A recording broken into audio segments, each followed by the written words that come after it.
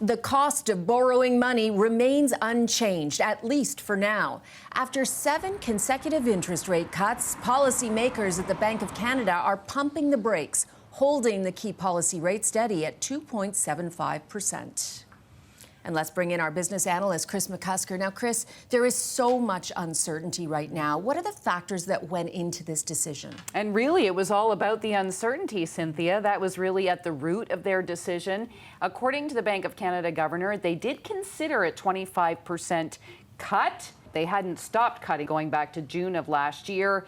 And it was not only the U.S. trade policy they're worried about, which Tiff Macklem called erratic, but also to see what all of that means for the Canadian economy and for the global economy. So they need more time to assess any potential damage. The Canadian dollar today did get close to its high for the year, above 72 cents. Now, the chances for an interest rate cut in June also went a little higher today, somewhere around 60%. Now, policymakers laid out 2 possible scenarios today for the Canadian economy. One is optimistic, the other one is downright frightening.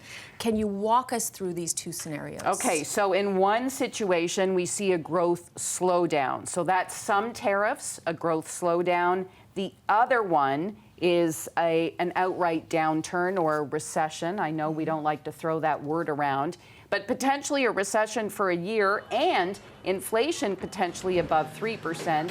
And really the problem, again, we don't know. We don't know. Nobody knows. Now, interestingly, the U.S. Fed chair said almost the exact same thing today at an event in Chicago. Not enough information, even in the U.S., on what comes next. So that means there is no timeline for interest rate cuts in the U.S. today. And that sent Wall Street firmly into the red. Because it just leads to more uncertainty. Exactly. The Dow down almost 700 points. The NASDAQ dropped by more than 500.